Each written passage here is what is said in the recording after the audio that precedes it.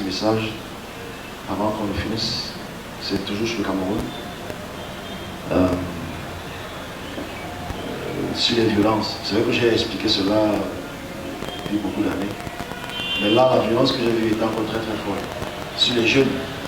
On ne peut pas parler des jeunes. Puis le message, on ne parle pas des jeunes. J'ai vu beaucoup de jeunes en tenue.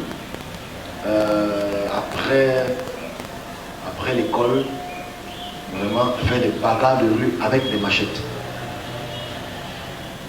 Pas des lycées et des collèges. Donc je m'adresse à la jeunesse. Je ne parlerai pas de la jeunesse, comme je fais d'habitude. Mais ça, je vais confirmer ça parce que ça va être très sanglant. Il y aura des morts d'enfants. Ils vont couper les têtes, couper les mains des enfants. Entre eux, des bagarres de rue, en sortie de classe.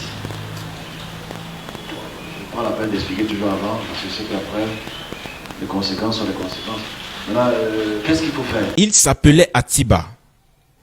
Le jeune élève du lycée technique de Bafia a succombé à ses blessures après avoir reçu plusieurs coups de poignard de son camarade, le nommé Bechem, alias Chili. J'étais en train de laver les habits, ses camarades du lycée sont venus chercher qui était à la maison. Ils m'ont couvé. Ils m'annoncent que le petit a été poignardé. Il est aux urgences. Une bagarre à armes blanches déclenchée par ses camarades à la sortie des classes a conduit à ce drame.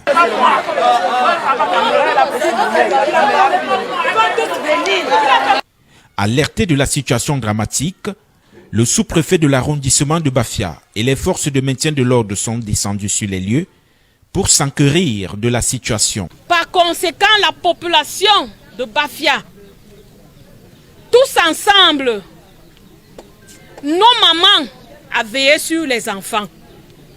Nos enfants parviennent à avoir des couteaux sur eux. Comment ils font? Est-ce que nous contrôlons les sacs de classe de nos enfants quand ils sortent de la maison et quand ils reviennent? C'est un devoir parental. Selon les informations recueillies sur place, cet affrontement serait un retour mal géré qui a laissé sous le carreau le jeune élève. Malgré les tensions que suscite l'affaire, l'autorité administrative rappelle au calme. L'administration prendra de manière très rigoureuse cette situation.